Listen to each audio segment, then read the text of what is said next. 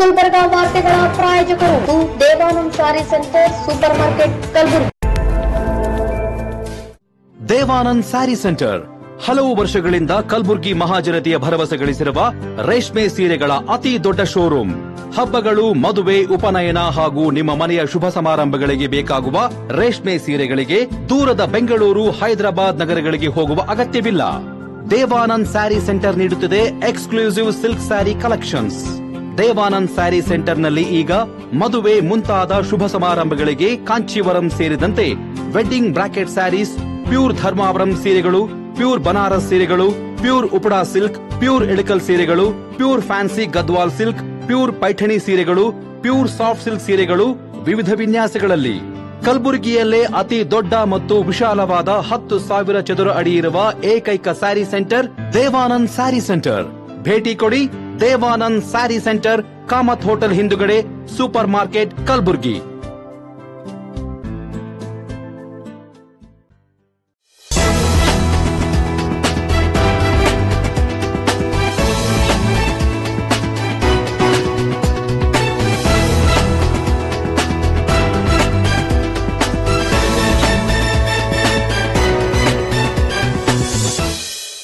ನಮಸ್ಕಾರ ವೀಕ್ಷಕರೇ, ಎನ್ ಗುಲ್ಬರ್ಗಾ ನ್ಯೂಸ್ಗೆ ಸ್ವಾಗತ. ನಾನು ಶಕುಂತಲಾ. ಮೊದಲಿಗೆ ಹೆಡ್ಲೈನ್ಸ್. ಡಿಸೆಂಬರ್ 22ರಂದು ಜಯದೇವ ಆಸ್ಪತ್ರೆ ಲೋಕಾರ್ಪಣೆ, ಸಚಿವ ಶರಣಪ್ರಕಾಶ್ ಪಾಟೀಲ್ ಸುದ್ದಿಗೋಷ್ಠಿ. ಸಿಟಿ ರವಿ ಬಂಧನ ಖಂಡಿಸಿ ನಗರದಲ್ಲಿ ಬಿಜೆಪಿ ನಾಯಕರಿಂದ ಬೃಹತ್ ಪ್ರತಿಭಟನೆ.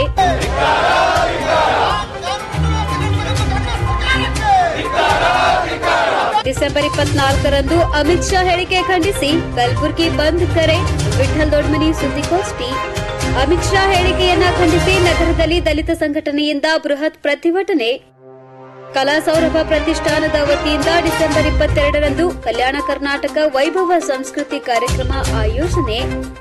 ಡಿಸೆಂಬರ್ 21ರಂದು ಶಾಲೋಮನ್ ಎವರ್ ಲಾಸ್ಟಿಂಗ್ ಚರ್ಚ್ ವತಿಯಿಂದ ಕ್ರಿಸ್ಮಸ್ ಆಚರಣೆ. ಇದೀಗ ವಾರ್ತೆಗಳ ವಿವರ. ತೊಗರಿ ಕಣಜ, ಶರಣರ ನಾಡು ಎಂದೇ ಖ್ಯಾತಿ ಹೊಂದಿರುವ ಕಲಬುರಗಿ ಜಿಲ್ಲೆ ಈಗ ಕಲ್ಯಾಣಮಯವಾಗುತ್ತಿದೆ. ಅಂದ್ರೆ ಎಲ್ಲಾ ಕ್ಷೇತ್ರಗಳ, ಅದರಲ್ಲೂ ಆರೋಗ್ಯ ಕ್ಷೇತ್ರ ಪ್ರಕಾಶಮಾನವಾಗುತ್ತಿದೆ ಎಂದು ವೈದ್ಯಕೀಯ ಶಿಕ್ಷಣ ಸಚಿವ ಶರಣಪ್ರಕಾಶ್ ಪಾಟೀಲ್ ಅವರು ಹೇಳಿದ್ದಾರೆ.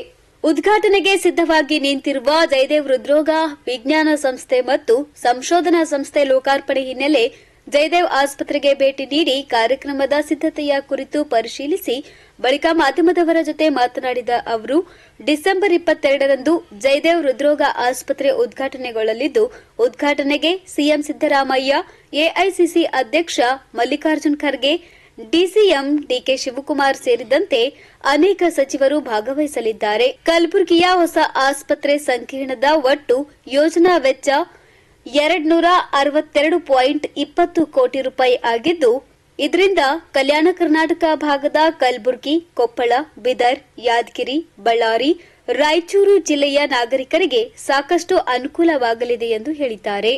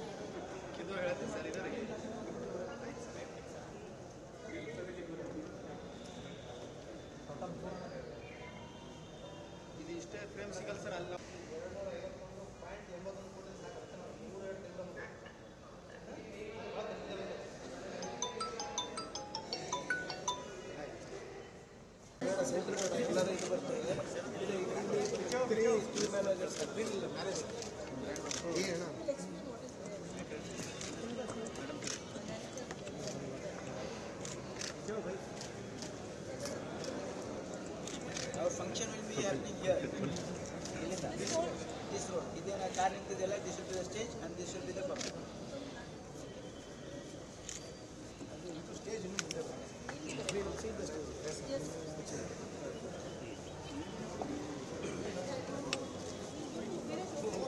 ಭಾಳ ದಿವಸಗಳಿಂದ ಒಂದು ನಿರೀಕ್ಷೆ ಇತ್ತು. ಏನಂದರೆ ನಮ್ಮ 371 ಹಾಸಿಗೆಯ ಜಯದೇವ ಆಸ್ಪತ್ರೆ ಉದ್ಘಾಟನೆ ಆಗಬೇಕು ಅಂತ ಹೇಳಿ ತಮ್ಮ ಎಲ್ಲರ ಅಪೇಕ್ಷೆನೂ ಇತ್ತು. ಇಡೀ ಕಲಬುರಗಿ ಮತ್ತು ಈ ಒಂದು ಜಿಲ್ಲೆಯ ಜನನೂ ಕೂಡ ಇದಕ್ಕೆ ಕಾತುರದಿಂದ ಕಾಯ್ತಾ ಇದ್ದಾರೆ. ಆ ಗಳಿಗೆ ಬಂದಿದೆ. 22ನೇ ತಾರೀಕು ಅಂದರೆ ಐತವಾರ ಬರ್ತಕ್ಕಂಥ ನಾಳೆ ಬಿಟ್ಟು ನಾಡಿದ್ದು ಲೋಕಾರ್ಪಣೆಯನ್ನು ಮಾಡ್ತಾ ಇದ್ದೀವಿ.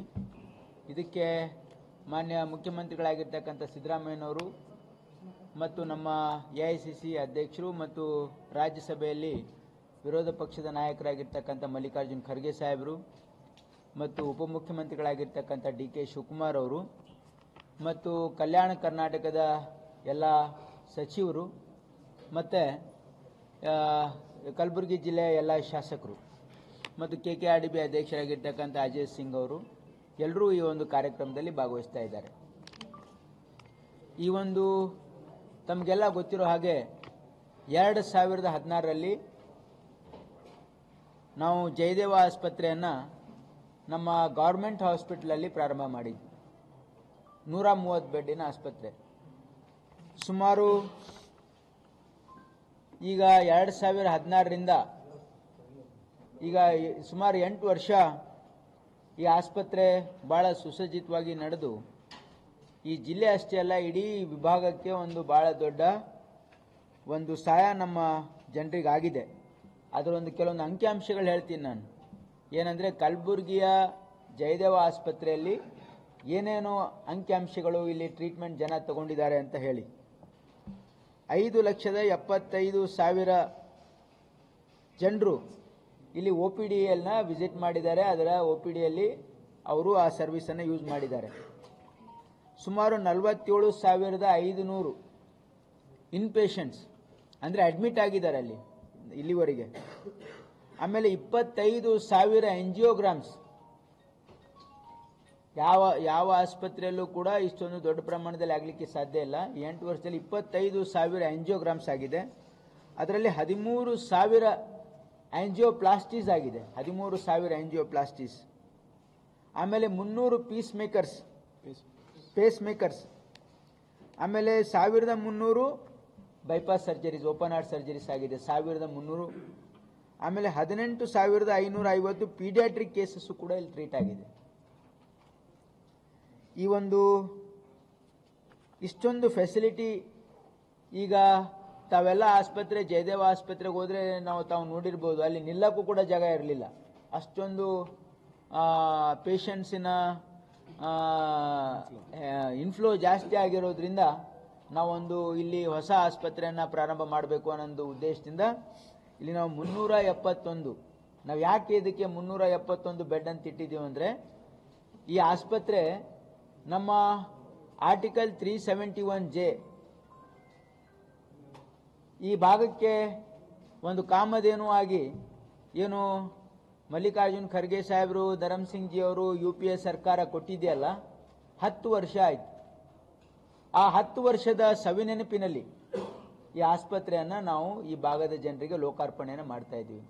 In commemoration of 10 years of implementation of article 371J ಈ ಒಂದು ಆಸ್ಪತ್ರೆಯನ್ನು ನಾವು 22ನೇ ತಾರೀಕು ಲೋಕಾರ್ಪಣೆಯನ್ನು ಮಾಡ್ತಾ ಇದ್ದೀವಿ. ಈ ಆಸ್ಪತ್ರೆಗೆ ಪೂರ್ತಿ ವೆಚ್ಚ ಆಗಿರ್ತಕ್ಕಂಥದ್ದು 377.17 crores. 377.17 crores. ಇದರಲ್ಲಿ 262 ಕೋಟಿ ಬಿಲ್ಡಿಂಗಿಗಾಗಿದೆ, 56.77 ಇಕ್ವಿಪ್ಮೆಂಟ್ಸಿಗಾಗಿದೆ ಮತ್ತು 9 ಕೋಟಿ ಫರ್ನಿಚರ್ಗಾಗಿದೆ.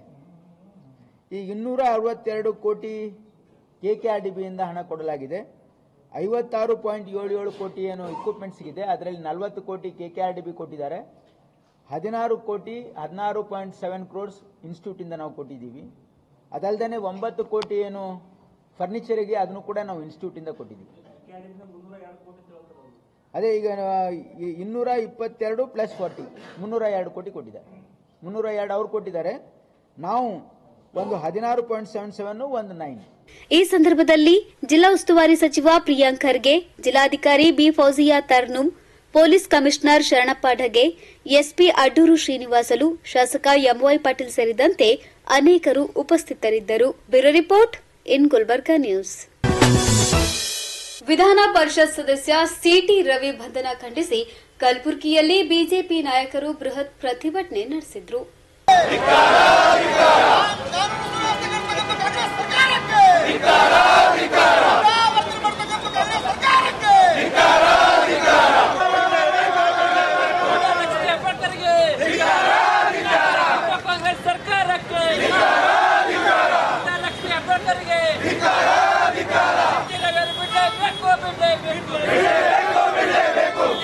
ಕಲಬುರಗಿ ಜಿಲ್ಲಾ ಬಿಜೆಪಿ ವತಿಯಿಂದ ನಗರ ಜಿಲ್ಲಾಧ್ಯಕ್ಷ ಚಂದು ಪಾಟೀಲ್ ಹಾಗೂ ಗ್ರಾಮೀಣ ಜಿಲ್ಲಾಧ್ಯಕ್ಷ ಶಿವರಾಜ್ ಪಾಟೀಲ್ ನೇತೃತ್ವದಲ್ಲಿ ನಗರದ ಜಿಲ್ಲಾಧಿಕಾರಿ ಕಚೇರಿಯ ಎದುರು ಪ್ರೊಟೆಸ್ಟ್ ನಡೆಸಿದ್ದ ಬಿಜೆಪಿ ನಾಯಕರು ಸಚಿವೆ ಲಕ್ಷ್ಮೀ ಹೆಬ್ಬಾಳ್ಕರ್ ಹಾಗೂ ಕಾಂಗ್ರೆಸ್ ಸರ್ಕಾರದ ವಿರುದ್ಧ ಘೋಷಣೆ ಕೂಗಿ ಆಕ್ರೋಶ ವ್ಯಕ್ತಪಡಿಸಿದರು.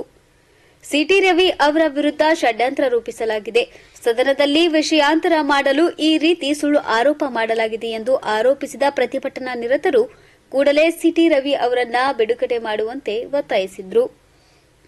ಪ್ರತಿಭಟನೆಯಲ್ಲಿ ಮಾಜಿ ವಿಧಾನ ಪರಿಷತ್ ಸದಸ್ಯ ಅಮರನಾಥ್ ಪಾಟೀಲ್, ಶರಣಪ್ಪ ತಳವಾರ್, ಮುಖಂಡರಾದ ಧರ್ಮಣ್ಣ ದೊಡ್ಮನಿ, ಸಂತೋಷ್ ಹಾದಿಮನಿ ಸೇರಿದಂತೆ ಇತರರು ಉಪಸ್ಥಿತರಿದ್ದರು. ನಮ್ಮ ಪಕ್ಷದ ನಾಯಕರಾದಂಥ ವಿಧಾನ ಪರಿಷತ್ತಿನ ಸದಸ್ಯರು ಆಗಿರುವಂತಹ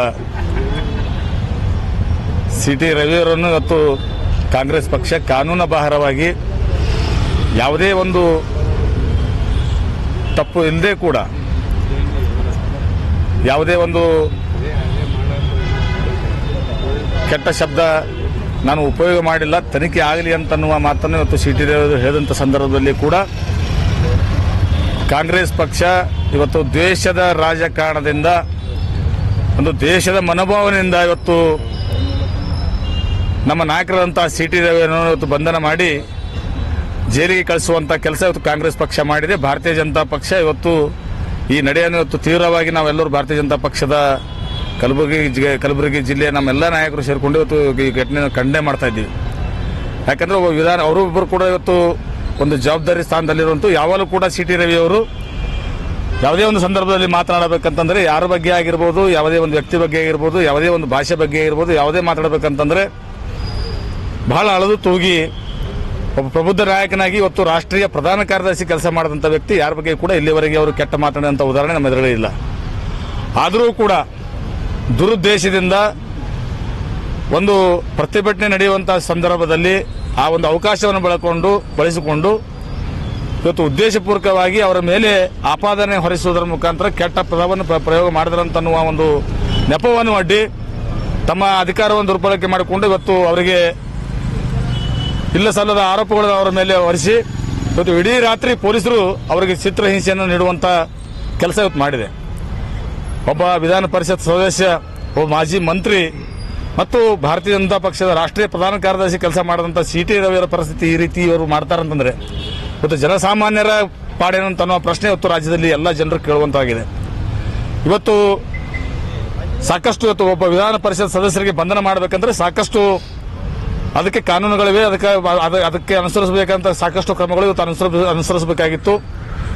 ಆ ಎಲ್ಲ ಕಾನೂನುಗಳನ್ನು ಗಾಳಿಗೆ ತೂರೋದ್ರ ಮುಖಾಂತರ ಒಬ್ಬ ವಿಧಾನ ಪರಿಷತ್ ಒಬ್ಬನನ್ನು ಕುರಿಮರಿ ರೀತಿಯಾಗಿ ಎಳೆದುಕೊಂಡು ಇವತ್ತು ಜೈಲಿಗೆ ತಳ್ತಾರಂತಂದ್ರೆ ಇವತ್ತು ಇಂಥ ಒಂದು ತುಗುಲದ ಆಡಳಿತ ಇವತ್ತು ನಮ್ಮ ರಾಜ್ಯದಲ್ಲಿ ನಡೀತಾ ಇದೆ. ಸಂಪೂರ್ಣವಾಗಿ ಕಾನೂನು ಸುವ್ಯವಸ್ಥೆ ಹದಗೆಟ್ಟಿದೆ. ಇವತ್ತು ಕಾನೂನು ಪೊಲೀಸರು ಇವತ್ತು ನಮ್ಮ ಕಾಂಗ್ರೆಸ್ ಸರ್ಕಾರದ ಕೈಗೊಂಬಳಗಳಂತ ವರ್ತನೆ ಮಾಡೋದ್ರ ಮುಖಾಂತರ ಭಾರತೀಯ ಜನತಾ ಪಕ್ಷದ ನಾಯಕರನ್ನು ಹೆದರಿಸುವಂತ ಬೆದರಿಸುವಂತ ಕೆಲಸ ಇವತ್ತು ಕಾಂಗ್ರೆಸ್ ಪಕ್ಷ ಮಾಡ್ತದೆ. ಆದರೆ ಭಾರತೀಯ ಜನತಾ ಪಕ್ಷದ ಯಾವನೇ ಒಬ್ಬ ಕಾರ್ಯಕರ್ತ ಆಗಿರ್ಬೋದು, ಭಾರತೀಯ ಜನತಾ ಪಕ್ಷದ ಯಾರೇ ಒಬ್ಬ ಮುಖಂಡರು ಕೂಡ ಕಾಂಗ್ರೆಸ್ ಪಕ್ಷ ಏನೇ ಷಡ್ಯಂತ್ರ ಮಾಡಿದ್ರು ಕೂಡ ತಲೆ ತಗ್ಗುವಂತ ಮಾತಿಲ್ಲ.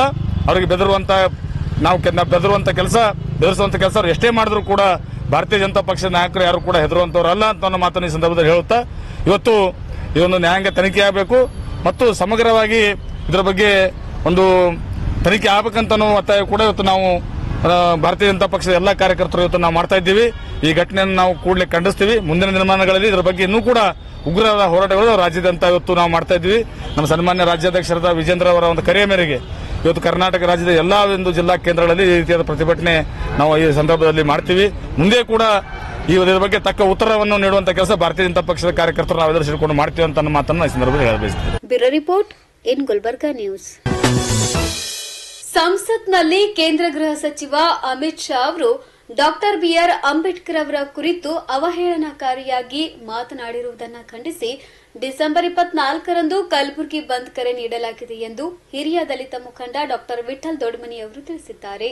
ನಗರದ ಪತ್ರಿಕಾ ಭವನದಲ್ಲಿ ಸುದ್ದಿಗೋಷ್ಠಿ ನಡೆಸಿ ಮಾತನಾಡಿದ ಅವರು ಡಿಸೆಂಬರ್ 17ರಂದು ರಾಜ್ಯಸಭೆಯಲ್ಲಿ ಸಂವಿಧಾನದ ಕುರಿತು ನಡೆಯುತ್ತಿರುವ ಚರ್ಚೆಯಲ್ಲಿ ಕೇಂದ್ರದ ಗೃಹ ಸಚಿವರಾದ ಅಮಿತ್ ಶಾ ಅವರು ಡಾಕ್ಟರ್ ಬಿಆರ್ ಅಂಬೇಡ್ಕರ್ ಅವರ ಹೆಸರು ತೆಗೆದುಕೊಳ್ಳುವುದು ಒಂದು ಫ್ಯಾಷನ್ ಆಗಿದೆ.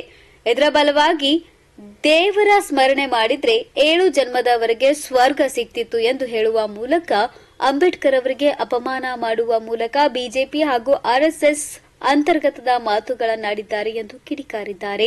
ಇನ್ನು ಅಮಿತ್ ಶಾ ಅವರ ಹೇಳಿಕೆಯನ್ನ ಖಂಡಿಸಿ ಸಂವಿಧಾನ ರಕ್ಷಣಾ ಹೋರಾಟ ಸಮಿತಿ ನೇತೃತ್ವದಲ್ಲಿ ಡಿಸೆಂಬರ್ 24ರಂದು ಕಲಬುರಗಿ ಬಂದ್ ಕರೆ ನೀಡಲಾಗಿದೆ. ಅಂದು ನಗರದ ನಗರೇಶ್ವರ ಶಾಲೆಯಿಂದ ಡಿಸಿ ಕಚೇರಿಯವರೆಗೆ ಬೃಹತ್ ಪ್ರತಿಭಟನಾ ಮೆರವಣಿಗೆ ನಡೆಯಲಿದ್ದು ಜಿಲ್ಲಾಧಿಕಾರಿಗಳು ಬರ್ತಕ್ಕಂಥ 24ನೇ ತಾರೀಕಿಗೆ ಕಲಬುರಗಿಯಲ್ಲಿ ಬಂದ್ ಕರೆ ನೀಡ್ತಾ ಇದ್ದೀವಿ. ಹಿನ್ನೆಲೆ ಏನು ಅಂತ ಹೇಳಿ ತಮಗೆಲ್ಲ ಈಗಾಗಲೇ ಗಮನಕ್ಕೆ ಬಂದಿದೆ. ನಮ್ಮ ದೇಶದ ಗೃಹ ಮಂತ್ರಿಗಳು ರಾಜ್ಯಸಭೆಯಲ್ಲಿ ಭಾರತ ರತ್ನ ಡಾಕ್ಟರ್ ಬಾಬಾ ಸಾಹೇಬ್ ಅಂಬೇಡ್ಕರ್ ಸಂಬಂಧಪಟ್ಟಂತೆ ಏನು ಅವಹೇಳನಕಾರಿ ಅಮಾನ್ಯವಾಗಿರ್ತಕ್ಕಂಥದ್ದು ಮತ್ತು ದೇಶದ ಸಿದ್ಧಾಂತಕ್ಕೆ ಸಂವಿಧಾನ ತತ್ವಕ್ಕೆ ಅಮಾನ್ಯ ಆಗಿರ್ತಕ್ಕಂಥ ಹೇಳಿಕೆ ಕೊಟ್ಟಿರ್ತಾರೆ. ಹೇಳಿಕೆ ಏನು ಅಂತ ಹೇಳಿ ತಮಗೆಲ್ಲರಿಗೂ ಗೊತ್ತಿದೆ. ಒಬ್ಬ ದಾರಿಯಲ್ಲಿ ಇರ್ತಕ್ಕಂಥ ದನ ಕಾಯ ಹುಡುಗ ಕೂಡ ಆ ರೀತಿ ಹೇಳಲ್ಲ.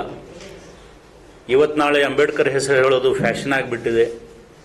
ಅಂಬೇಡ್ಕರ್ ಅಂಬೇಡ್ಕರ್ ಅಂಬೇಡ್ಕರ್ ಅಂತ ಹೆಸರು ಹೇಳೋ ಬದಲಾಗಿ, ಜಪ ಮಾಡೋರ ಬದಲಾಗಿ ದೇವ್ರ ಜಪ ಮಾಡಿದ್ರೆ 7 ಜನ್ಮಕ್ಕೆ ಸ್ವರ್ಗ ಸಿಕ್ಕಿರೋದು ಅಂತ.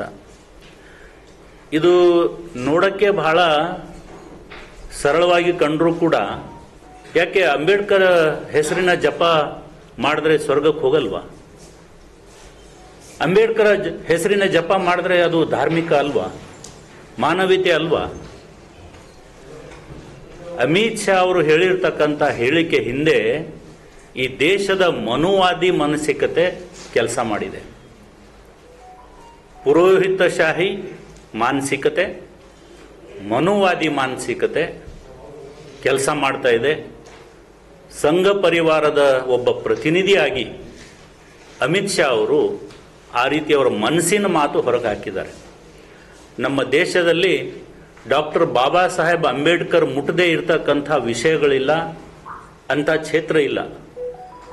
ದಾಮೋದರ್ ವ್ಯಾಲಿ ಪ್ರಾಜೆಕ್ಟ್ನಂಥ ದೊಡ್ಡ ಈ ದೇಶಕ್ಕೆ ಇರಿಗೇಷನ್ ಬಗ್ಗೆ ವಿಚಾರ ಮಾಡಿರ್ತಕ್ಕಂಥ ಅಂಬೇಡ್ಕರ್ ಅವರು ಪ್ರಾಬ್ಲಮ್ ಆಫ್ ದ ರುಪಿ ಅಂತ ಪುಸ್ತಕ ಬರೆಯೋ ಮುಖೇನ ಆ ಕಾಲದಲ್ಲಿ ಇಡೀ ಭಾರತದ ಆರ್ಥಿಕ ವ್ಯವಸ್ಥೆ ಬಗ್ಗೆ ಚಿಂತನೆ ಮಾಡಿರ್ತಕ್ಕಂಥ doctor Baba Saheb Ambedkar, Hindu code bill ತಂದು ಮಹಿಳೆಯರ ಬಗ್ಗೆ ಸಮಗ್ರ ಅಭಿವೃದ್ಧಿ ಮಾಡಬೇಕು ಅಂತ ಚಿಂತನೆ ಮಾಡಿರ್ತಕ್ಕಂಥ ಡಾಕ್ಟರ್ ಬಾಬಾ ಸಾಹೇಬ್ ಅಂಬೇಡ್ಕರ್, ಕಾನೂನು ಮಂತ್ರಿಯಾಗಿ ಇಡೀ ದೇಶದ ಕಾರ್ಮಿಕರಿಗೆ ಒಂದು ಹೊಸ ಭವಿಷ್ಯ ನೀಡಿರ್ತಕ್ಕಂಥ ಡಾಕ್ಟರ್ ಬಾಬಾ ಸಾಹೇಬ್ ಅಂಬೇಡ್ಕರ್ ಅಷ್ಟೇ ಅಲ್ಲ, ಅನೇಕ ವರ್ಷಗಳ ದಾಸ್ಯದ ಇತಿಹಾಸ ಹೊಂದಿರತಕ್ಕಂಥ ಭಾರತ, ಶೋಷಣೆಯ ಇತಿಹಾಸ ಹೊಂದಿದ್ದ ಭಾರತಕ್ಕೆ ಸಂವಿಧಾನ ಕೊಟ್ಟು ಒಂದೇ ಏಟ್ನಲ್ಲಿ ಅಟ್ ಎ ಸ್ಟ್ರೋಕ್ ಭಾರತ ಭೂಮಿ ಮೇಲಿರ್ತಕ್ಕಂಥ ಎಲ್ಲರಿಗೆ ಸಮಾನ ಹಕ್ಕು, ಸಮಾನ ಅವಕಾಶ, ಸಮಾನತೆ, ಬಂಧುತ್ವ ಇದೆಲ್ಲ ತತ್ವ ನೀಡಿರ್ತಕ್ಕಂಥ ಡಾಕ್ಟರ್ ಬಾಬಾ ಸಾಹೇಬ್ ಅಂಬೇಡ್ಕರ್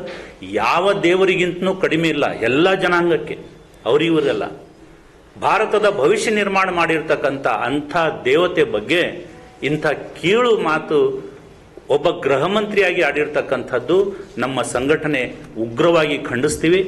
ಬರೀ ಖಂಡಿಸೋದು ಅಷ್ಟೇ ಅಲ್ಲ, ಈ ಮಾನಸಿಕತೆಗೆ ಪೆಟ್ಟು ಕೊಡೋಕ್ಕೋಸ್ಕರ, ಈ ಮನುವಾದಿ ಮಾನಸಿಕತೆ, ಸಂಘ ಪರಿವಾರದ ಮಾನಸಿಕತೆ ಪುರೋಹಿತಶಾಹಿ ಮಾನಸಿಕತೆಗೆ ಪೆಟ್ಟು ಕೊಡೋ ಸಲುವಾಗಿ ನಾವು ಸಂವಿಧಾನ ರಕ್ಷಣಾ ಸಮಿತಿ ಕಡೆಯಿಂದ ಇಡೀ ಜಿಲ್ಲೆನಲ್ಲಿ ಮತ್ತು ರಾಜ್ಯದಲ್ಲಿ ಅವೇರ್ನೆಸ್ ಪ್ರೋಗ್ರಾಮ್ ಹಾಕ್ತೀವಿ.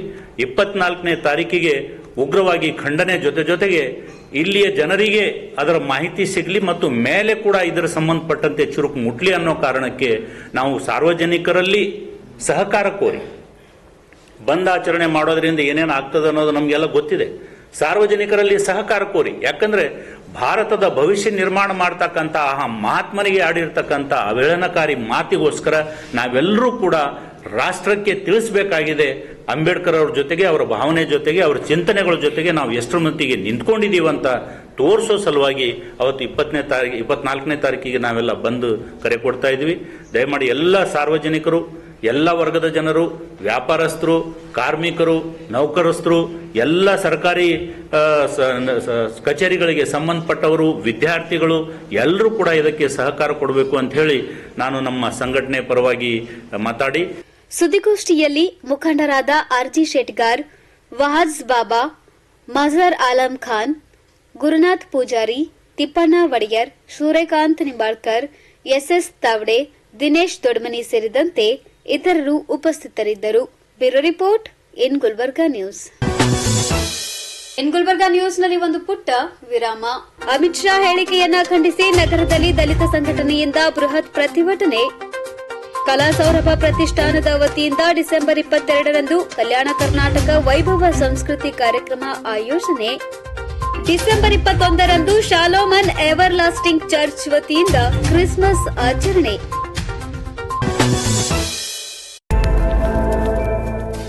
ದೇವಾನಂದ್ ಸ್ಯಾರಿ ಸೆಂಟರ್ ಹಲವು ವರ್ಷಗಳಿಂದ ಕಲಬುರ್ಗಿ ಮಹಾಜನತೆಯ ಭರವಸೆ ಗಳಿಸಿರುವ ರೇಷ್ಮೆ ಸೀರೆಗಳ ಅತಿ ದೊಡ್ಡ ಶೋರೂಮ್. ಹಬ್ಬಗಳು, ಮದುವೆ, ಉಪನಯನ ಹಾಗೂ ನಿಮ್ಮ ಮನೆಯ ಶುಭ ಸಮಾರಂಭಗಳಿಗೆ ಬೇಕಾಗುವ ರೇಷ್ಮೆ ಸೀರೆಗಳಿಗೆ ದೂರದ ಬೆಂಗಳೂರು, ಹೈದರಾಬಾದ್ ನಗರಗಳಿಗೆ ಹೋಗುವ ಅಗತ್ಯವಿಲ್ಲ. ದೇವಾನಂದ್ ಸ್ಯಾರಿ ಸೆಂಟರ್ ನೀಡುತ್ತಿದೆ exclusive silk sari collections. Devanand sari ಸೆಂಟರ್ನಲ್ಲಿ ಈಗ ಮದುವೆ ಮುಂತಾದ ಶುಭ ಸಮಾರಂಭಗಳಿಗೆ ಕಾಂಚೀವರಂ ಸೇರಿದಂತೆ wedding brocade sarees, pure Dharmavaram ಸೀರೆಗಳು, ಪ್ಯೂರ್ ಬನಾರಸ್ ಸೀರೆಗಳು, pure Uppada silk, pure Ilkal ಸೀರೆಗಳು, pure fancy Gadwal silk, pure Paithani ಸೀರೆಗಳು, ಪ್ಯೂರ್ ಸಾಫ್ಟ್ ಸಿಲ್ಕ್ ಸೀರೆಗಳು ವಿವಿಧ ವಿನ್ಯಾಸಗಳಲ್ಲಿ. ಕಲಬುರಗಿಯಲ್ಲೇ ಅತಿ ದೊಡ್ಡ ಮತ್ತು ವಿಶಾಲವಾದ 10,000 ಚದುರ ಅಡಿ ಇರುವ ಏಕೈಕ ಸ್ಯಾರಿ ಸೆಂಟರ್ ದೇವಾನಂದ್ ಸ್ಯಾರಿ ಸೆಂಟರ್. ಭೇಟಿ ಕೊಡಿ. ದೇವಾನಂದ್ ಸ್ಯಾರಿ ಸೆಂಟರ್, ಕಾಮತ್ ಹೋಟೆಲ್ ಹಿಂದುಗಡೆ, super market, Kalaburagi.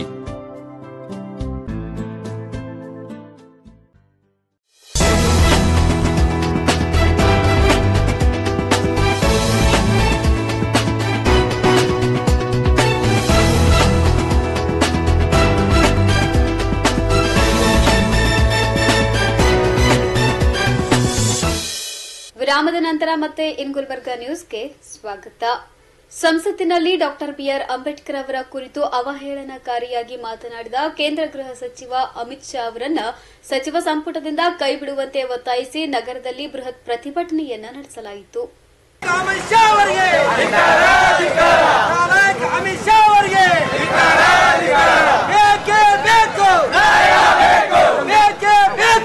Bharat Ratna doctor B R Ambedkar ಸ್ವಾಭಿಮಾನಿ ಸೇನೆ ಸಂಸ್ಥಾಪಕ ರಾಜ್ಯಾಧ್ಯಕ್ಷರಾದ ರಮಾಕಾಂತ್ ಪೂಜಾರಿ ಅವರ ನೇತೃತ್ವದಲ್ಲಿ ನಗರದ ಜಿಲ್ಲಾಧಿಕಾರಿ ಕಚೇರಿಯ ಎದುರು ಬೃಹತ್ ಪ್ರತಿಭಟನೆಯನ್ನ ನಡೆಸಿದ ದಲಿತ ಮುಖಂಡರು ಬಿಜೆಪಿ ಹಾಗೂ ಅಮಿತ್ ಶಾ ಅವರ ವಿರುದ್ಧ ಘೋಷಣೆ ಕೂಗಿ ಆಕ್ರೋಶವನ್ನ ವ್ಯಕ್ತಪಡಿಸಿದ್ರು. ಸಂಸತ್ ಭವನದಲ್ಲಿ ಕೇಂದ್ರದ ಗೃಹ ಮಂತ್ರಿಗಳಾದ ಅಮಿತ್ ಶಾ ಅವರು ಡಾಕ್ಟರ್ ಬಿಆರ್ ಅಂಬೇಡ್ಕರ್ ಅವರ ಬಗ್ಗೆ ಉದ್ದಟತನದ ಹೇಳಿಕೆ ನೀಡಿದ್ದು ಇದು ಅಂಬೇಡ್ಕರ್ ಅವರಿಗೆ ಮಾಡಿದ ಅಪಮಾನವಾಗಿದೆ. ಕೂಡಲೇ ಪ್ರಧಾನಿ ನರೇಂದ್ರ ಮೋದಿ ಅವರು ಅಮಿತ್ ಶಾ ಅವರನ್ನ ಸಚಿವ ಸಂಪುಟದಿಂದ ತೆಗೆದುಹಾಕಬೇಕೆಂದು ಒತ್ತಾಯಿಸಿದ್ದಾರೆ. ಈಗಾಗಲೇ ಭಾರತ ದೇಶದ ಗೃಹ ಮಂತ್ರಿಗಳು ಇದೇ ಅಧಿವೇಶನದಲ್ಲಿ ಒಂದು ಡಾಕ್ಟರ್ ಬಾಬಾ ಸಾಹೇಬ್ ಅಂಬೇಡ್ಕರ್ ಬಗ್ಗೆ ಮಾತನಾಡಿದ್ದು ಇದು ಅಂಬೇಡ್ಕರ್ ಅಂತಕ್ಕಂಥ ಒಂದು ಪ್ಯಾಷನ್ ಆಗಿದೆ. ಅದನ್ನು ಬಿಟ್ಟು ದೇವರ ಧ್ಯಾನ ಮಾಡಿದೆ. ಆದರೆ ಒಂದು ಸುಮಾರು 7 ವರ್ಷ ನಿಮಗೆ ಸ್ವರ್ಗವನ್ನಾದರೂ ಸಿಗ್ತಿತ್ತು ಅಂತಕ್ಕಂಥ ಅವಹೇಳನ ಹೇಳಿಕೆ ನೀಡಿದಂತ ನಮ್ಮ ಗೃಹ ಮಂತ್ರಿಗೆ ನಾವು ಕೇಳಲು ಇಷ್ಟಪಡ್ತಿದ್ದೀವಿ. ನಿನಗೆ ಇವತ್ತು ಉನ್ನತ ಸ್ಥಾನಕ್ಕೆ ಒಯ್ಯಬೇಕಾದರೆ ಡಾಕ್ಟರ್ ಬಾಬಾ ಸಾಹೇಬ್ ಅಂಬೇಡ್ಕರ್ ಸಂವಿಧಾನ ಮಾತ್ರ. ಯಾವುದೇ ದೇವರ ಜಪದಿಂದ ನೀನು ಸಂವಿಧಾನದಲ್ಲಿ ಯಾವುದೇ ದೇವರ ಜಪದಿಂದ ನೀನು ಗೃಹ ಮಂತ್ರಿ ಆಗೋದಕ್ಕೆ ಆಗಿಲ್ಲ. ಅದು ಭಾರತ ದೇಶದ ಸಂವಿಧಾನದ ಅಡಿಯಲ್ಲಿ ನೀನು ಪ್ರಧಾನಮಂತ್ರಿ ಮತ್ತು ಗೃಹ ಮಂತ್ರಿ ಆಗಿದ್ದೀರಿ ವಿನ ಯಾವುದೇ ದೇವರ ಮುಂದೆ ಜಪ ಮಾಡಿ ಕೂತ್ಕೊಂಡಿದ್ರೆ ಆದಿದ್ರೆ ನೀನು ಇವತ್ತ ದೇಶದ ಗೃಹ ಮಂತ್ರಿ ಆಗ್ತಾ ಇರಲಿಲ್ಲ. ಆದ್ದರಿಂದ ಈ ಭಾರತ ದೇಶದ ಒಂದು ಅಂಬೇಡ್ಕರ್ ವಿರೋಧಿ ಸರ್ಕಾರ ಅಂತಕ್ಕಂಥದ್ದು ಹೇಳಲು ಇಷ್ಟಪಡ್ತಾ ಇದ್ದೀವಿ. ಇವತ್ತಿನ ದಿನ ನಾವು ಇಷ್ಟೇ ಆಗ್ರಹಪಡಿಸ್ತೀವಿ, ಈ ಭಾರತ ದೇಶದ ಗೃಹ ಮಂತ್ರಿ ಆಗೋದಕ್ಕೆ ನೀನು ಯೋಗ್ಯನಲ್ಲ. ಅದಕ್ಕೆ ನರೇಂದ್ರ ಮೋದಿ ಅವರಿಗೆ ನಾವು ಮನವಿ ಮಾಡಿಕೊಳ್ತಾ ಇದ್ದೀವಿ, ಅವನಿಗೆ ಕೇಂದ್ರ ಸಚಿವ ಸಂಪುಟದಿಂದ ಕೈಬಿಟ್ಟು ಭಾರತ ದೇಶದ ಜನತೆ ಹತ್ರ ತಾವು ಕ್ಷಮೆ ಕೇಳಬೇಕಂತಕ್ಕಂಥದ್ದು.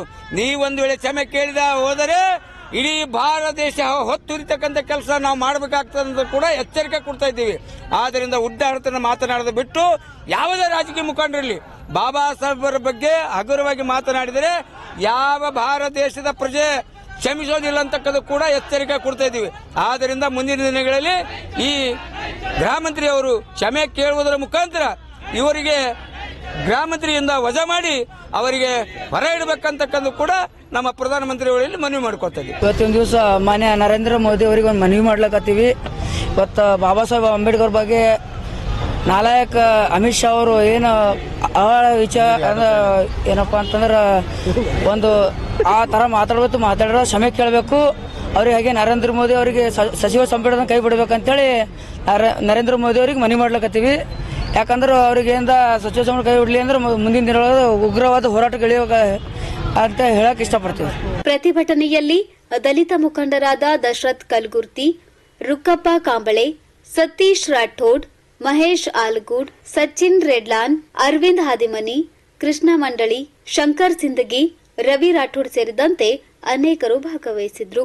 Bureau report in Gulbarga news. Kala Saurabha ಪ್ರತಿಷ್ಠಾನ ಹಾಗೂ ಕನ್ನಡ ಮತ್ತು ಸಂಸ್ಕೃತಿ ಇಲಾಖೆ ಬೆಂಗಳೂರು ಇವರುಗಳ ಸಂಯುಕ್ತಾಶ್ರಯದಲ್ಲಿ ಡಿಸೆಂಬರ್ 22ರಂದು ಕಲ್ಯಾಣ ಕರ್ನಾಟಕ ಕಲಾ ವೈಭವ ಸಾಂಸ್ಕೃತಿಕ ಕಾರ್ಯಕ್ರಮ ಹಾಗೂ ದೊಡ್ಡಪ್ಪ ಪ್ರಶಸ್ತಿ ಪ್ರದಾನ ಸಮಾರಂಭವನ್ನು ಏರ್ಪಡಿಸಲಾಗಿದೆ ಎಂದು ಕಲಾ ಸೌರಭ ಪ್ರತಿಷ್ಠಾನದ ಮುಖಂಡರಾದ ಪ್ರಶಾಂತ್ ಕಂಬರ್ ಅವರು ತಿಳಿಸಿದ್ದಾರೆ. ಈ ಕುರಿತು ನಗರದ ಪತ್ರಿಕಾ ಭವನದಲ್ಲಿ ಸುದ್ದಿಗೋಷ್ಠಿ ನಡೆಸಿ ಮಾತನಾಡಿದ ಅವರು, ನಮ್ಮ ಸಂಸ್ಥೆಯು ಕಳೆದ ಹಲವು ವರ್ಷಗಳಿಂದ ವಿವಿಧ ಸಾಂಸ್ಕೃತಿಕ ಹಾಗೂ ಸಾಮಾಜಿಕ ಕಾರ್ಯಕ್ರಮಗಳನ್ನು ಮಾಡುತ್ತಾ ಬರಲಾಗುತ್ತಿದ್ದು, ಈ ಬಾರಿ ಡಿಸೆಂಬರ್ 22ರಂದು ನಗರದ ಸುವರ್ಣ ಸಭಾಭವನದಲ್ಲಿ ಕಲ್ಯಾಣ ಕರ್ನಾಟಕ ಕಲಾ ವೈಭವ ಸಾಂಸ್ಕೃತಿಕ ಕಾರ್ಯಕ್ರಮ ಹಾಗೂ ದೊಡ್ಡಪ್ಪ ಪ್ರಶಸ್ತಿ ಪ್ರದಾನ ಸಮಾರಂಭವನ್ನು ಆಯೋಜನೆ ಮಾಡಲಾಗಿದೆ. ಅಂದು ನಡೆಯುವ ಕಾರ್ಯಕ್ರಮಕ್ಕೆ ಅಫ್ಜಲ್ಪುರದ ಪ್ರಣಾಮ ನಿರಂಜನ ಮಹಾಸ್ವಾಮಿಗಳು, ಶಾಸಕರಾದ ಅಲಂಪ್ರಭು ಪಾಟೀಲ್, ಬಸವರಾಜ್ ಪಾಟೀಲ್ ಸೇಡಂ ಸೇರಿದಂತೆ ಅನೇಕ ಗಣ್ಯರು ಭಾಗವಹಿಸಲಿದ್ದಾರೆ ಎಂದು ತಿಳಿಸಿದ್ದಾರೆ. ನಮ್ಮ ಸಂಸ್ಥೆಯು ಸುಮಾರು 14-15 ವರ್ಷದಿಂದ ಸಂಗೀತ ಕಾರ್ಯಕ್ರಮ ಸತತವಾಗಿ ನಡೆಸ್ತಾ ಬಂದಿದ್ದೀವಿ. ಈಗ 3-4 ವರ್ಷದಿಂದ ನಾವು ದೊಡ್ಡಪ್ಪ ಪ್ರಶಸ್ತಿ ನಮ್ಮ ಕಲ್ಯಾಣ ಕರ್ನಾಟಕದ ಭಾಗದಲ್ಲಿ ಅನೇಕ ಕಲಾವಿದರಿದ್ದಾರೆ. ಶಿಲ್ಪಕಲೆಯಲ್ಲಿ, ಸಂಗೀತ ಪತ್ರಿಕೋದ್ಯಮದಲ್ಲಿ, ಹೀಗೆ ಅನೇಕ ಕಲೆಗಳಲ್ಲಿದ್ದಂಥ ಪ್ರತಿಭೆಗಳನ್ನು, ಹಿರಿಯರನ್ನು ನಾವು ಗುರುತಿಸಿ ಪ್ರಶಸ್ತಿ ಕೊಡ್ತಿದ್ವಿ. ಈ ವರ್ಷ ನಮ್ಮ ಈ 2023-24ನೇ ಸಾಲಿನಲ್ಲಿ ದೊಡ್ಡಪ್ಪ ಪ್ರಶಸ್ತಿಗಾಗಿ ನಗರದ ಖ್ಯಾತ ಕಲಾವಿದರಾದಂಥ AS ಪಾಟೀಲ್ ಅವರನ್ನು ಆಯ್ಕೆ ಮಾಡಿದ್ದೀವಿ. ಅದರಂತೆ ಪತ್ರಿಕಾ ಕ್ಷೇತ್ರದಲ್ಲಿ ಡಾಕ್ಟರ್ ಶ್ರೀನಿವಾಸ್ ಸಿರ್ನೂರ್ಕರ್ ಅವರನ್ನು ಆಯ್ಕೆ ಮಾಡಿದ್ದೀವಿ. ಅದರಂತೆ ಹಿರಿಯ ಸ್ಥಪತಿಗಳಾದಂಥ ನಮ್ಮ ಈಗ ರಾಮ ಮಂದಿರ ಏನು ನಿರ್ಮಾಣವಾಗಿದೆ ಅದರಲ್ಲಿ ಇವರದೇ ಆದಂಥ ಒಂದು ದೊಡ್ಡ ಕೊಡುಗೆ ಇದೆ. ಡಾಕ್ಟರ್ ಮಾನಯ್ಯ ಬಡಿಗೇರ್ ಇವರನ್ನು ಕೂಡ ಶಿಲ್ಪಕಲಾ ಕ್ಷೇತ್ರದಲ್ಲಿ ಪರಿಗಣಿಸಿ ಪ್ರಶಸ್ತಿಯನ್ನು ಆಯ್ಕೆ ಮಾಡಿದ್ದೀವಿ. ಅದರಂತೆ ಸಾಹಿತ್ಯದಲ್ಲಿ ಶ್ರೀ ರಾಜೇಂದ್ರ ಬಡಿಗೇರ್ ಅವರನ್ನು ದೊಡ್ಡಪ್ಪ ಪ್ರಶಸ್ತಿಗೆ ಆಯ್ಕೆ ಮಾಡಿದ್ದೀವಿ. ಸಂಗೀತ ಕ್ಷೇತ್ರದಲ್ಲಿ ಶ್ರೀಮತಿ ಸಾವಿತ್ರಿ ತಿಟ್ಟೆ ಇವರು ಅನೇಕ ಕಡೆ ಸಂಗೀತ ಕಾರ್ಯಕ್ರಮ ಹಾಗೆ ಅನೇಕ ವಿದ್ಯಾರ್ಥಿಗಳನ್ನು ಬೆಳೆಸಿದ್ದಾರೆ. ಇವರನ್ನು ದೊಡ್ಡಪ್ಪ ಪ್ರಶಸ್ತಿಗೆ ಆಯ್ಕೆಯನ್ನು ಮಾಡಿದ್ದೇವೆ. ಇದು ನಮ್ಮ ತಂದೆಯವ್ರದ್ದು ತಾತ ಹೆಸರು ದೊಡ್ಡಪ್ಪ ಅಂತ ಹೇಳ್ಬಿಟ್ಟು, ಅವರು ನಮ್ದು ಊರು ಬಂದ್ಬಿಟ್ಟು ಸೇಡಂ ತಾಲೂಕು ಬಟಗೀರ. ನಮ್ಮ ಗ್ರಾಮದಲ್ಲಿ ಅವರು ದೊಡ್ಡ ಕಲಾವಿದರು, ಎಲ್ಲ ಸಂಗೀತದಲ್ಲಿ, ಆಮೇಲೆ ಶಿಲ್ಪಕಲೆ ಎಲ್ಲ ಥರ ಮಾಡ್ತಾಯಿದ್ರು, ಜೋಣಿ ಕೆಲಸ ಮಾಡ್ತಾಯಿದ್ರು ಅವರೆಲ್ಲ. ಅದೇ ವೃತ್ತಿಯನ್ನು ನಮ್ಮ ತಂದೆಯವರು ನಡೆಸ್ಕೊಂಡ್ಬಿಟ್ಟು ಈಗ ಶಿಲ್ಪಕಲೆಯಲ್ಲೇ ಕಂಟಿನ್ಯೂ ಮಾಡ್ತಾ ಬರ್ತಿದ್ವಿ. ನಮ್ಮ ಈ ಸಂಸ್ಥೆಯ ಉದ್ದೇಶ ಏನಂದ್ರೆ ಎಲ್ಲ ನಮ್ಮ ಭಾಗದಲ್ಲಿರುವಂತಹ ಎಲ್ಲ ಕಲಾವಿದರನ್ನ ಪ್ರೋತ್ಸಾಹ ಮಾಡೋದು, ಆಮೇಲೆ ಪ್ರಶಸ್ತಿ ಪ್ರತಿ ವರ್ಷ ಕೊಡ್ತಾ ಇರೋದು.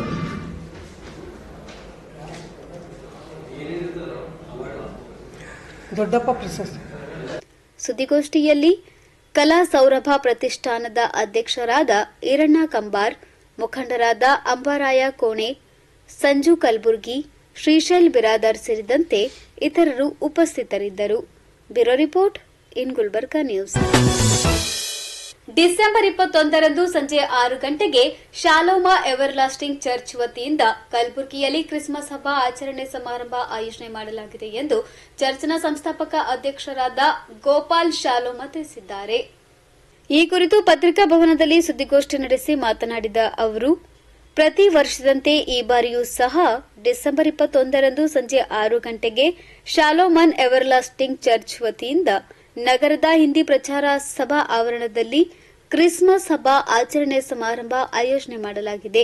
ಅಂದು ನಡೆಯುವ ಕಾರ್ಯಕ್ರಮಕ್ಕೆ ಸಂದೇಶಕರಾಗಿ ಅಪೋಸ್ಟಲ್ ಜನರಸ್ ಜೇಮ್ಸ್ ಆಗಮಿಸುತ್ತಿದ್ದು, ಉದ್ಘಾಟಕರಾಗಿ ಸಂಸದ ರಾಧಾಕೃಷ್ಣ ದೊಡ್ಮನಿ, ಮುಖ್ಯ ಅತಿಥಿಗಳಾಗಿ ಶಾಸಕರಾದ ಅಲ್ಲಂಪ್ರಭು ಪಾಟೀಲ್, ಬಸವರಾಜ್ ಮತ್ತಿಮೂಡ್, ಶಶಿಲ್ ನಮೋಶಿ, ಮಹಾನಗರ ಪಾಲಿಕೆ ಮೇಯರ್ ಯಲ್ಲಪ್ಪ ನಾಯ್ಕೋಡಿ ಅವರು ಆಗಮಿಸಲಿದ್ದು, ಸಮಾರಂಭದಲ್ಲಿ ವಿವಿಧ ಕ್ಷೇತ್ರದಲ್ಲಿ ಸಾಧನೆಗೈದ ಸಾಧಕರಿಗೆ ಸನ್ಮಾನಿಸಿ ಗೌರವಿಸಲಾಗುವುದು ಎಂದು ತಿಳಿಸಿದ್ದಾರೆ. 12/2024ರಂದು ಸಾಯಂಕಾಲ 6 ಗಂಟೆಗೆ ಇಂದ 10 ಗಂಟೆವರೆಗೆ ಕ್ರಿಸ್ಮಸ್ ಪ್ರೋಗ್ರಾಂ ಹಮ್ಮಿಕೊಂಡಿದ್ದೇವೆ. ಈ ಒಂದು ಪ್ರತಿ ವರ್ಷದಂತೆ ಈ ವರ್ಷ ಕೂಡ ನಗರದ ಹಿಂದಿ ಪ್ರಚಾರ ಸಭಾದಲ್ಲಿ ಕ್ರಿಸ್ಮಸ್ ಹಬ್ಬವನ್ನು ಅದ್ದೂರಿಯಾಗಿ ಆಚರಣೆ ಮಾಡುವುದಕ್ಕಾಗಿ ನಮ್ಮ ಸಭೆಯ ಮೂಲಕವಾಗಿ ತೀರ್ಮಾನಿಸಲಾಗಿದೆ. ಅದಕ್ಕೆ ಸಂದೇಶಕರಾಗಿ ಅಪೋಸ್ಟಲದಂತ ಜನರಸ್ ಜೇಮ್ಸ್ ಬಂದು ದೇವರ ವಾಕ್ಯ ಹಂಚಿಕೊಳ್ತಾರೆ. ಅದಕ್ಕೆ ಮುಖ್ಯ ಅತಿಥಿಗಳಾಗಿ ಲೋಕಸಭೆಯ ಸದಸ್ಯರಾದಂಥ ರಾಧಾಕೃಷ್ಣ ದೊಡ್ಮನಿ ಸರ್ ಅವರು ಉದ್ಘಾಟಕರಾಗಿ ಆಗಮಿಸುತ್ತಾರೆ. ಹಾಗೂ ನಮ್ಮ ನಗರದ ದಕ್ಷಿಣ ಮತಕ್ಷೇತ್ರದ ವಿಧಾನಸಭೆಯ ಸದಸ್ಯರಾದಂಥ ಅಲ್ಲಂಪ್ರಭು ಪಾಟೀಲ್ ಸರ್ ಅವರು ಹಾಗೂ ಗ್ರಾಮೀಣ ಮತಕ್ಷೇತ್ರದ ವಿಧಾನಸಭೆಯ ಸದಸ್ಯರಾದಂಥ ಬಸವರಾಜ ಮತ್ತಿಮೂಡ್ ಸರ್ ಅವರು ಹಾಗೂ ವಿಧಾನ ಪರಿಷತ್ತಿನ ಸದಸ್ಯರಾದಂಥ ಶಶಿಲ್ ಜಿ ನಮೋಶಿ ಅವರು ಹಾಗೂ ರಾಜಕೀಯ ಗಣ್ಯರು ಹಾಗೂ ಇತರ ನಾಯಕರುಗಳು ಮತ್ತು ವಿಶೇಷವಾಗಿ ನಮ್ಮ ನಗರದ ಮಹಾಪೌರರಾದಂಥ ಯಲ್ಲಪ್ಪ ನಾಯ್ಕೋಡಿ ಸರ್ ಅವರು ಸಹ ಆಗಮಿಸಲಿದ್ದಾರೆ. ಅದಕ್ಕಾಗಿ ಈ ಒಂದು ಪತ್ರಿಕಾಗೋಷ್ಠಿಯಲ್ಲಿ ತಿಳಿಸಬಯಸ್ತೇನೆ. ಯಾಕಂದ್ರೆ ಮಾಧ್ಯಮ ಮಿತ್ರರಲ್ಲಿ ವಿನಂತಿಸಿಕೊಳ್ಳೋದಂದ್ರೆ, ನಾವು ಈ ಲೋಕದಲ್ಲಿ ಕ್ರಿಸ್ಮಸ್ ಅನ್ನುವಾಗ ಬಹಳ ವಿಷಯಗಳು ಗಂಭೀರವಾಗಿ ಚರ್ಚೆ ಆಗುತ್ತವೆ. ಯೇಸು ಕ್ರಿಸ್ತನು ಈ ಲೋಕದಲ್ಲಿ ಜನಿಸಿದನು, ಅದನ್ನು ಜನರಿಗೆ ತಿಳಿಸೋದಕ್ಕಾಗಿ ಮತ್ತು ಅದರಲ್ಲಿ ನಾವೆಲ್ಲರೂ ಸಂಭ್ರಮ ಸಡಗರದಿಂದ ನಾವು ಆತನ ಪ್ರೀತಿ, ಆತನ ಕರುಣೆ, ಆತನ ಮಾಡಿದಂತಹ ಪ್ರತಿಯೊಂದು ಕಾರ್ಯಗಳನ್ನು ನಾವು ಅದನ್ನು ಕೊಂಡಾಡುವವರಾಗಿದ್ದೇವೆ. ಮತ್ತು ನಾವು ಕ್ರಿಸ್ಮಸ್ ನಾಟ್ಯಗಳ ಮೂಲಕ, ಡ್ಯಾನ್ಸ್ಗಳ ಮೂಲಕ, ಸ್ಕಿಟ್ಗಳ ಮೂಲಕ ನಾವು ಆ ಒಂದು ಕ್ರಿಸ್ಮಸ್ ಸಂಭ್ರಮದಲ್ಲಿ ನಾವು ತೊಡಗುತ್ತೇವೆ. ಹಾಗೂ ಆ ಕ್ರಿಸ್ಮಸ್ ನಿಮಿತ್ತವಾಗಿ ನಾವು ಕ್ರಿಸ್ಮಸ್ ಕೇಕ್ ಅನ್ನು ಕೂಡ ಕಟ್ ಮಾಡ್ತೇವೆ. ವಿಶೇಷವಾಗಿ ರಾಯಚೂರಿನಿಂದ ಬರುವಂತಹ ಪಾಸ್ಟರ್ ಜನರಸ್ ಜೇಮ್ಸ್ ಅವರು ಬರುವಂತಹ ಜನರಿಗೆ ಉಚಿತವಾಗಿ ಪ್ರಾರ್ಥನೆ ಮಾಡ್ತಾರೆ ಮತ್ತು ವಿಶೇಷವಾಗಿ ಪ್ರಾರ್ಥನೆ ಮಾಡ್ತಾರೆ. ಹಾಗೂ ಹಾಡುಗಳು ಕೂಡ ಇರುತ್ತವೆ.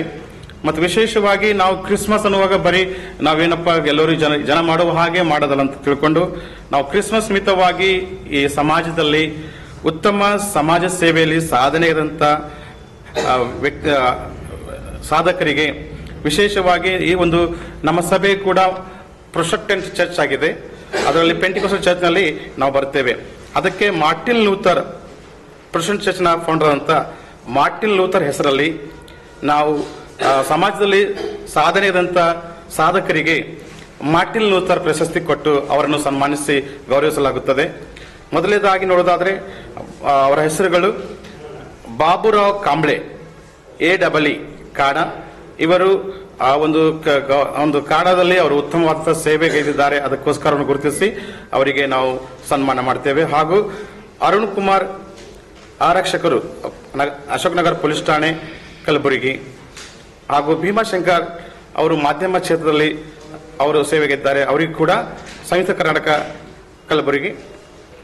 ಹಾಗೆ ರಾಘವೇಂದ್ರ ಪ್ರತಾಪಾದ್ ವಕೀಲ ವೃತ್ತಿಯಲ್ಲಿ ಅವರು ಸೇವೆಗಿದ್ದಾರೆ. ಹಾಗೂ ದತ್ತು ಭಾಷೆಗೆ ಹೋರಾಟಗಾರರು ಅವರಿಗೂ ಕೂಡ. ಹಾಗೆ ಅಂಬರೀಶ್ ಎಂ ಕಾಂಬ್ಳೆ ಉಪನ್ಯಾಸಕರು, ಕಮಲಾಪುರ್ ಶಿಕ್ಷಣ ಕ್ಷೇತ್ರದಲ್ಲಿ ಅವರು ಸೇವೆಗಿದ್ದಾರೆ. ಸುಭದ್ರಮ್ಮ ಎಂ ರಾಜೋಳಿ, ಹಿರಿಯ ಪ್ರಾಂಶುಪಾಲರು, ಅಧಿಕಾರಿಗಳು ಹಾಗೂ ಶಿಶುತಾ ಮಹಾವಿದ್ಯಾಲಯ ಉಪನ್ಯಾಸಕರು, ಇವರು ಕೂಡ ಒಳ್ಳೆಯ ಸೇವೆಗೆ ಅಭಿಪಡುತ್ತೇವೆ. ಹಾಗೆ ಸುದ್ದಿಗೋಷ್ಠಿಯಲ್ಲಿ ಮುಖಂಡರಾದ ರವಿ ವರ್ಮಾ, ಶರಣಪ್ಪ ಸೂರ್ಯವಂಶಿ, ಶರಣಬಸಪ್ಪ ಸೂರ್ಯವಂಶಿ, ಗ್ಯಾಲ್ಡ್ವಿಲ್ ಶಾಲೋಮನ್ ಸೇರಿದಂತೆ ಇತರರು ಉಪಸ್ಥಿತರಿದ್ದರು. Bureau report in Gulbarga news. ಇದೀಗ ಮತ್ತೊಮ್ಮೆ ಮುಖ್ಯಾಂಶಗಳು. ಡಿಸೆಂಬರ್ 22ರಂದು ಜಯದೇವ ಆಸ್ಪತ್ರೆ ಲೋಕಾರ್ಪಣೆ, ಸಚಿವ ಶರಣಪ್ರಕಾಶ್ ಪಾಟೀಲ್ ಸುದ್ದಿಗೋಷ್ಠಿ. ಸಿಟಿ ರವಿ ಬಂಧನ ಖಂಡಿಸಿ ನಗರದಲ್ಲಿ ಬಿಜೆಪಿ ನಾಯಕರಿಂದ ಬೃಹತ್ ಪ್ರತಿಭಟನೆ.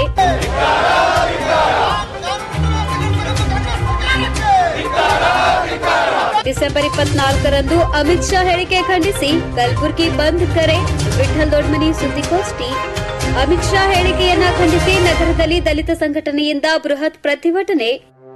ಕಲಾಸೌರಭ ಪ್ರತಿಷ್ಠಾನದ ವತಿಯಿಂದ ಡಿಸೆಂಬರ್ 22ರಂದು ಕಲ್ಯಾಣ ಕರ್ನಾಟಕ ವೈಭವ ಸಂಸ್ಕೃತಿ ಕಾರ್ಯಕ್ರಮ ಆಯೋಜನೆ. ಡಿಸೆಂಬರ್ 21ರಂದು ಶಾಲೋಮನ್ ಎವರ್ ಲಾಸ್ಟಿಂಗ್ ಚರ್ಚ್ ವತಿಯಿಂದ ಕ್ರಿಸ್ಮಸ್ ಆಚರಣೆ. ಇದೇ ಹೊತ್ತಿನ ಇನ್ ಗುಲ್ಬರ್ಗಾ ನ್ಯೂಸ್. ಮುಂದಿನ ಸಂಚಿಕೆಯಲ್ಲಿ ಮತ್ತೆ ಭೇಟಿಯಾಗೋಣ. ನಮಸ್ಕಾರ. ದೇವಾನಂದ್ ಸ್ಯಾರಿ ಸೆಂಟರ್ ಹಲವು ವರ್ಷಗಳಿಂದ ಕಲಬುರ್ಗಿ ಮಹಾಜನತೆಯ ಭರವಸೆ ಗಳಿಸಿರುವ ರೇಷ್ಮೆ ಸೀರೆಗಳ ಅತಿ ದೊಡ್ಡ ಶೋರೂಮ್. ಹಬ್ಬಗಳು, ಮದುವೆ, ಉಪನಯನ ಹಾಗೂ ನಿಮ್ಮ ಮನೆಯ ಶುಭ ಸಮಾರಂಭಗಳಿಗೆ ಬೇಕಾಗುವ ರೇಷ್ಮೆ ಸೀರೆಗಳಿಗೆ ದೂರದ ಬೆಂಗಳೂರು, ಹೈದರಾಬಾದ್ ನಗರಗಳಿಗೆ ಹೋಗುವ ಅಗತ್ಯವಿಲ್ಲ. ದೇವಾನಂದ್ ಸ್ಯಾರಿ ಸೆಂಟರ್ ನೀಡುತ್ತಿದೆ exclusive silk sari collections. Devanand sari ಸೆಂಟರ್ನಲ್ಲಿ ಈಗ ಮದುವೆ ಮುಂತಾದ ಶುಭ ಸಮಾರಂಭಗಳಿಗೆ ಕಾಂಚೀವರಂ ಸೇರಿದಂತೆ wedding brocade sarees, pure Dharmavaram ಸೀರೆಗಳು, ಪ್ಯೂರ್ ಬನಾರಸ್ ಸೀರೆಗಳು, pure Uppada silk, pure Ilkal ಸೀರೆಗಳು, pure fancy Gadwal silk, pure Paithani ಸೀರೆಗಳು, ಪ್ಯೂರ್ ಸಾಫ್ಟ್ ಸಿಲ್ಕ್ ಸೀರೆಗಳು ವಿವಿಧ ವಿನ್ಯಾಸಗಳಲ್ಲಿ. ಕಲಬುರಗಿಯಲ್ಲೇ ಅತಿ ದೊಡ್ಡ ಮತ್ತು ವಿಶಾಲವಾದ 10,000 ಚದುರ ಅಡಿ ಇರುವ ಏಕೈಕ ಸ್ಯಾರಿ ಸೆಂಟರ್ ದೇವಾನಂದ್ ಸ್ಯಾರಿ ಸೆಂಟರ್. ಭೇಟಿ ಕೊಡಿ. ದೇವಾನಂದ್ ಸ್ಯಾರಿ ಸೆಂಟರ್, ಕಾಮತ್ ಹೋಟೆಲ್ ಹಿಂದುಗಡೆ, ಸೂಪರ್ ಮಾರ್ಕೆಟ್, ಕಲಬುರಗಿ.